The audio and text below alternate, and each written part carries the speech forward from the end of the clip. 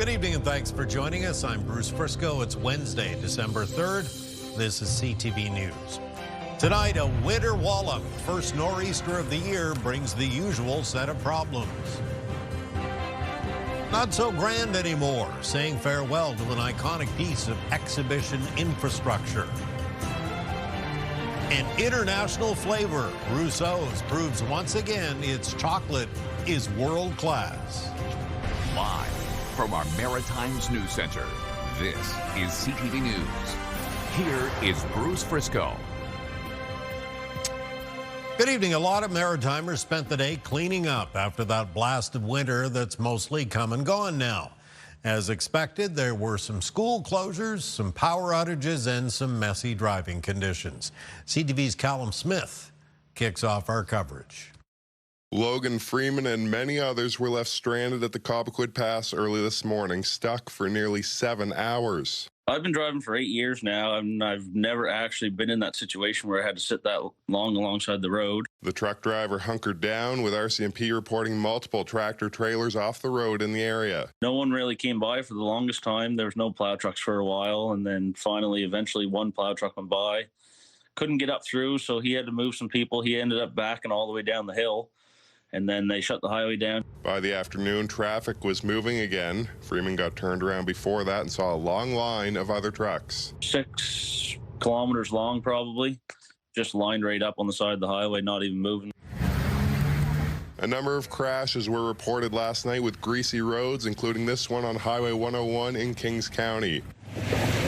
By this afternoon, much of the cleanup in the Windsor area was done, but the first snowfall of the year wasn't well received. Cold, damp, no power for quite a while, actually, this morning. By lunchtime, many of the roads were bare, thanks to a full day's work from people like Daryl Caldwell. I started about 3 o'clock this morning, and I plowed some snow for a friend of mine. For people here, it was heavy and wet snow, making cleanup difficult. Schools were shuttered across the valley, northern mainland, and Cape Breton, but crews were busy getting ready for tomorrow. It was a wintry scene across much of the province, especially in the Wentworth area, but the bigger concern for some is the winter season ahead. I'm not looking forward to the rest of it. Callum Smith, CTV News, Windsor, Nova Scotia.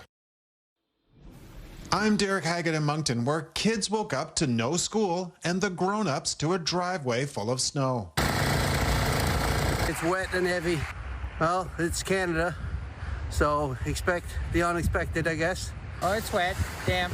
Oh, the driveway on a big storm takes me 2 hours, but it'll probably take me an hour today. CTV meteorologist Kayla Mitchell says the greater Moncton area had about 7 to 10 centimeters of snow last night into this morning. The Moncton Fire Department had a busy morning with numerous calls of vehicles off the road on the Trans-Canada Highway, but there were no serious injuries. MB Power says there were 8 outages overnight, impacting 179 customers, most in southeast New Brunswick. Downtown sidewalks were pretty much clear by lunchtime. As far as those who had to get to work this morning, the snowy commute wasn't too bad. Exactly. I just took my time. Still don't have my winter tires, but so I went cautiously. A cold front moving in tomorrow will bring more snow, starting late morning and ending early in the evening. Expect another 5 centimeters of snow. Derek Haggett, CTV News, Moncton. Get the Maritimes top stories, breaking news alerts, and watch live. Download the CTV News app. Nova Scotia's premier is calling for a formal investigation into how the province's power utility is handling customer billing in the wake of that massive cyber attack back in March. Since then, the company can no longer trust the usage data it receives from those hundreds of thousands of smart meters they installed. So they're estimating bills until they can get around to manually reading all of them. The end result has been inflated estimates, consecutive charges, surprise bills, and other problems. Today, the premier, who's in Boston, released a letter to the Energy Board arguing customers should not be paying for NSP's failures. Among other things, he wants opinions on the fairness and legality of the current billing process, whether the company ought to be providing financial relief or whether it should face financial penalties for all of this. Around the same time today, NDP leader Claudia Chender called for government intervention on the matter and even offered up some potential solutions. One very simple suggestion that many people have had is, why doesn't Nova Scotia Power just bill people what they paid last year?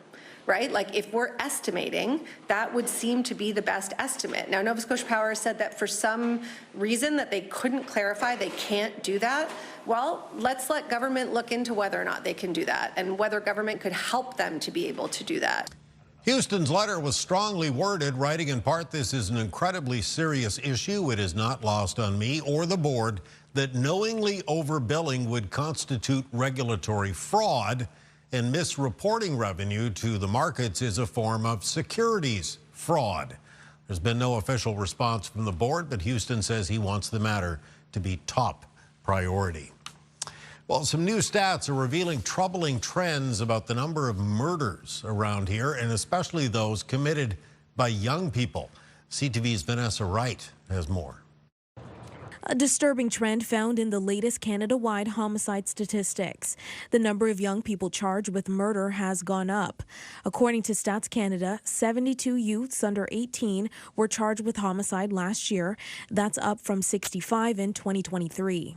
It's not a shock to me at all. It's a sad reality. Over the last 4 or 5 years, we've seen more youth violence, whether it be young people in gang activity, or young people acting out in strange ways, like 4 girls in the Toronto subway killing somebody for just no reason whatsoever. It comes as overall homicide rates are declining. Last year, there were 788 homicides in Canada. We found that there were 8 fewer homicides than the previous year, which means that we ended up with a 4% drop in the homicide rate. There were 9 homicides in New Brunswick in 2023. That doubled in 2024. And in Nova Scotia, there were 25 homicides last year, up from 14 in 2023. There was 1 homicide in Prince Edward Island in 2023 and 2 in 2024. Well, we're always concerned, yes, with the number of homicides that we're seeing in the province. We're seeing record numbers, actually, and so very concerned. But the question remains, why has youth homicide increased? Criminologists have been trying to get to the bottom of it for years. For now, they only have theories. The COVID years had a real negative impact on young people. Maybe 3 or 4 years of little interaction with schoolmates, with other kids in the neighborhood, and then spending their life on the internet. It's brought out some things that we certainly don't like to see in society. And there's also a real prevalence of illegal handguns. I think some changes need to be made to the Youth Criminal Justice Act. Vanessa Wright, CTV News, Halifax. 16-year-old Halifax boy who pleaded guilty to 8 weapons charges has received a 4-month deferred custody order after making threats against Citadel High School. The decision was handed down today. The boy admitted he was depressed and obsessed with the Columbine shooting. He told a crisis hotline worker that he planned to shoot students before turning the gun on himself. Prosecutors say the case was somewhat unprecedented around here. Well, it's unique because it just never happens very often. And that's as simple as it gets. And I know that's a simplistic answer, but this type of case, you know, I've been at Crown for 20 years and I've never had one like it before. The teen also has to remain under the supervision of a parent, stay away from the high school and weapons, and he's also got an overnight curfew from 6 p.m. to 6 a.m. each and every night. The sexual assault case involving Mike Smith of Trailer Park Boys fame returns to court in late January. A lawyer for the Nova Scotia-born actor appeared in court in Dartmouth today and told the judge he's waiting for outstanding disclosure. Smith was charged on October 2nd in an alleged sexual assault from December of 2017 involving a female complainant. The 52-year-old, best known, of course, for playing Bubbles on the TV series Trailer Park Boys. The case will return to court next month. Kind of an old joke in maritime politics. You can always tell which ridings voted for the winning party in provincial elections because they're the ones with the new roads. Well, now, one New Brunswick MLA, she's got proof that's still going on. Green Party MLA Megan Mitten releasing scores of documents dating back to 2018, obtained under an access to information request. Among them, information noting the riding of Shippagan-Lamec-Miscou got more than $200,000 in road work funding in 2019. At the time, the riding was represented by PC MLA Robert Gauvin. When he resigned from cabinet in 2020, the budget dropped to $50,000. I'm not the only New Brunswicker that had a feeling that things weren't fair, but now that we have the numbers, it's quite upsetting to see politics being played with people's safety. Imagine my shock when I see that my predecessor, the minister before me, actually had $1 million, over $1 million in his county project money. I mean, that was just ridiculous to me, and it stood out like a sore thumb. And so I talked to staff and I said, we need to do something because this is going to come out. Interim PC leader Glenn Savoy says he believes the funding was based on need. Still to come tonight, Kaylin's full forecast, and we'll examine some of the untapped abilities a great many people have on this International Day of Persons with Disabilities. Coming up next, though, the end of the line for a Fredericton fixture. It is coming down. It's coming down piece by piece. It's also one of the most recognizable parts of the New Brunswick X. We'll tell you why it's disappearing when CTV News at 11:30 continues.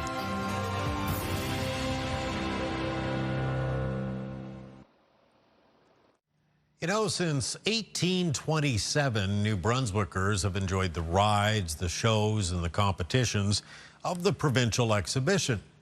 Well, now a decades-old part of the X is coming down, with the property's future up in the air. Here's CTV's Nick Moore.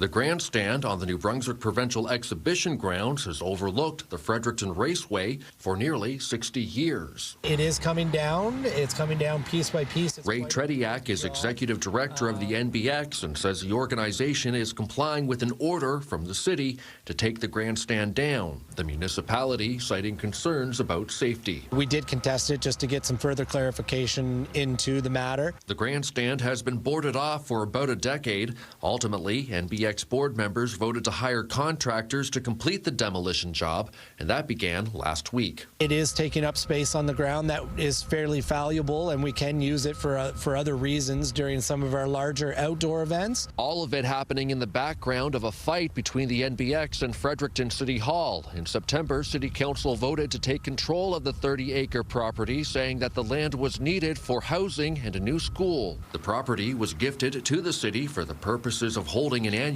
agricultural festival. A long-standing lease between the city and NBX is set to expire in 2031. And we have lawyers on both sides of the organizations working together, so we're, as far as I understand, both sides are in a no comment to media and everybody at this time. The city of Fredericton did not offer any new comment today. Altogether, the demolition could cost as much as $400,000. Nick Moore, CTV News, Fredericton. Okay, thank you, Nick. Time for a quick break. When we return, it is your complete maritime weather forecast. Nice evening to check out the glow display at the Halifax waterfront. Kaylin's full forecast coming up next. Stay with us.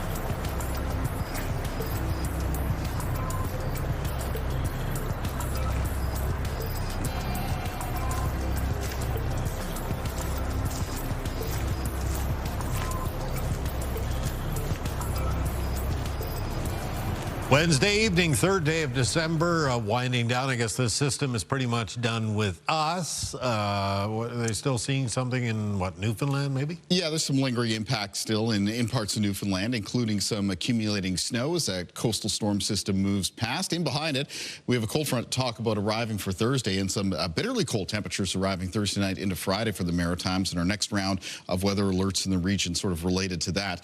There's the storm system, though, off towards the northeast of us now, and then there's the cold front front that's making its way through parts of Ontario and Quebec, and that'll be our weather maker here over the next 24 hours. Tonight around the region, you can expect partly cloudy conditions. Be careful about slick spots developing. A lot of wet, slushy, snowy surfaces around, and temperatures tonight headed down to and below the freezing mark. So there are areas that could turn a little bit icy.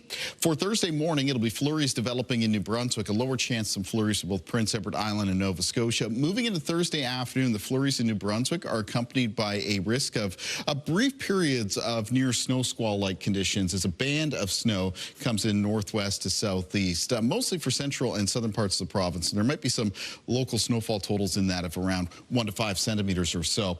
A mixture of some flurries and rain showers for Prince Edward Island and Nova Scotia turns over to a brief period of snow for Thursday evening that could have some accumulations of up to around a few centimeters. And then we're into an increasingly gusty northwest wind for the remainder of Thursday night into Friday. That's going to be bringing in some very cold air. And as that cold air comes over the Bay of Fundy, it could create some snow squalls for parts of the southwest of Nova Scotia. And as that cold air comes over the Northumberland Strait and Gulf of St. Lawrence, a risk of some snow squalls around the north shore of mainland Nova Scotia, eastern Prince Edward Island, but especially into Cape Breton, Inverness, and Victoria counties. So taking a look at the snowfall outlook for this cold front moving through for tomorrow. In most cases, as the front comes across, the range of snowfall is going to be around trace up to around a few centimeters locally, but there is a potential of higher snowfall amounts in any developing snow squalls Thursday night into Friday morning, especially for Inverness and Victoria counties in Cape Breton, which are underneath a snow squall watch. The potential, if we do see those narrow but intense bands of snow develop, that if you get into one, could really reduce visibility and maybe bring in some snowfall amounts of 15 to 25 centimeters. There's also a cold warning that's been issued for the northwest of New Brunswick, and this is for the wind chill. Thursday night into Friday morning up in the northwest, there could be some wind chills making it feel into the minus 30s in other parts of the Maritimes Thursday night into Friday morning, with wind chill values making it feel into the minus 20s, and that's that bitterly cold air that I was talking about. Winds in the forecast for Thursday will become northwest in New Brunswick throughout the day with some gusts of 30 to 50 kilometers per hour. West and southwest for Prince Edward Island and Nova Scotia until Thursday evening and night, when they will turn northwest. Low temperatures tonight will be several degrees below the freezing mark for many communities in New Brunswick, and in the range of around 0 to minus 6 for parts of Nova Scotia and Prince Edward Island. Highs for tomorrow in the north of New Brunswick between minus 1 and minus 4. The flurries developing, and then the flurries and risk of snow squalls for central and southern areas of New Brunswick with high temperatures between minus 1 and plus 2. Prince Edward Island for tomorrow with a mix of flurries and rain showers during the day, turning over that period of snow Thursday evening, and high temperatures between around 2 and 4 degrees.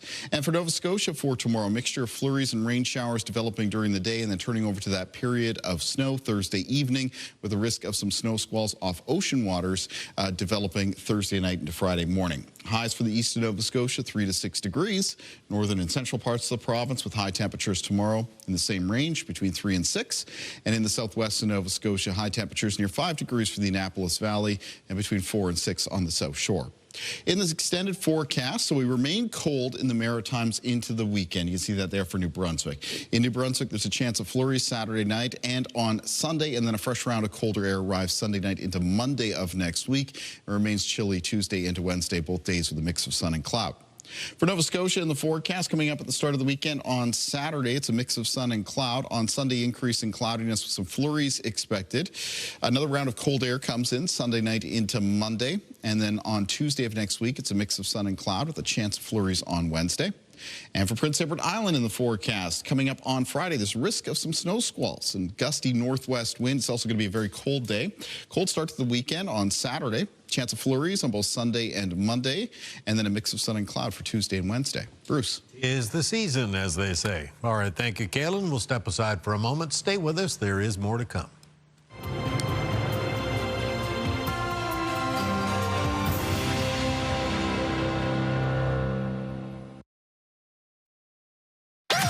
The #1 morning show in Halifax. Turk, Megan, and Amateur Alex. And home to the biggest artists. Halifax's #1 hit music station. 101.3 Virgin Radio. While Canada braces for massive retirements and a widening skills shortage, one group is offering a solution. On this, the International Day of Persons with Disabilities, it is worth noting that hundreds of thousands of talented people with disabilities are ready to work if only given the opportunity. CTV's Emma Convey has more. This cafe and bakery in downtown Halifax is more than just a job for Heather McNamara. It's her place. I like to see and talk to other people and get to see the expressions on their faces, how I can make their day more enjoyable. 22 participants from the Prescott group work here. Pretty standard interview process. However, I do support them and I supply the questions ahead of time and help them through their interviews. The process has helped employees like Heather thrive. The unemployment rate is much higher for people who face additional barriers to employment, and that's it doesn't really matter what your disability is. There's a not much greater chance of being unemployed, and really that doesn't make any sense. Especially when last year Canada's skills gap cost the country $2.6 billion. The Canadian Council on Rehabilitation says hiring inclusively could close that gap. This team agrees. Persons with disabilities often have a much lower rate of leaving jobs, much more likely to stay in their position, so you have those higher retention rates, and they also then help other staff be more likely to stay in their jobs. According to the CCRW, 700,000 skills tradespeople are set to retire by 2028, while 740,000 working-age adults with disabilities are unemployed and ready to work. Accessibility advocate Brian George has faced employment issues himself. I took hotel and restaurant management in college, and when I finished college, we actually moved back to British Columbia. And I applied everywhere I could, and no one would give me a second look. These days, he makes a living in retail, where he says an open-minded employer has helped remove most of those barriers. Emma Convey, CTV News, Halifax. Thank you, Emma. Time for a quick little break. Coming up, a prestigious award, or two of them, for a Halifax chocolate maker. First, though, it's your wake-up weather. Here's a live look at Charlottetown on this Wednesday night, almost Thursday morning now. -2 degrees. Stay with us. Kaylin's Wake Up is next. Thursday morning upon us, and we like to kick that off with the wake-up weather in Kaylin. Cloudy and cold start to the day tomorrow. There'll be some flurries developing in New Brunswick. Remember, there will be a band of snow that arrives northwest to southeast in that province as we move through and through the afternoon hours, and that could bring some local snowfall amounts of around 1 to 5 centimeters. A mixture of flurries and rain showers with Prince Edward Island and Nova Scotia Thursday afternoon, but both of those provinces will get into a little bit of snow later Thursday evening and Thursday night. Bruce. Thank you, Kaylin. Well, a South End shop in Halifax is proof that some of the world's finest chocolate is being made right here at home. Rousseau Chocolate has earned a pair of prestigious awards from the United Kingdom. CTV's Jesse Thomas has more. This is the busiest time of year for the folks at Rousseau Chocolatier. I call Christmas for us is our Super Bowl. Master chocolatier Julien Rousseau trained in France and Scotland before making Halifax home. And it's some local flavors he's incorporated into their chocolates that's helped the South End shop earn global recognition, winning 2 Academy of Chocolate Awards in London, England for their summer savory and Nova Scotia lavender chocolate. This academy, it's very well renowned. It's like winning an Oscar, but for us. No. Only 2 Canadian chocolatiers were recognized with awards this year. It's a notoriously tough competition with hundreds of entries worldwide. 11 years in, Rousseau Chocolate is in a good place. I'm very proud to be in this community and serve them with quality chocolate. World-class chocolate here at home. Jesse Thomas, CTV News, Halifax. Thank you, Jesse. That is your late news for this Wednesday night, Thursday morning. If you joined us late, ctvnewsatlantic.ca. It's always your home for news. You can catch up any old time. I'm Bruce Frisco. Thank you for staying up late with us tonight. Have a good evening. We'll hope to see you again tomorrow.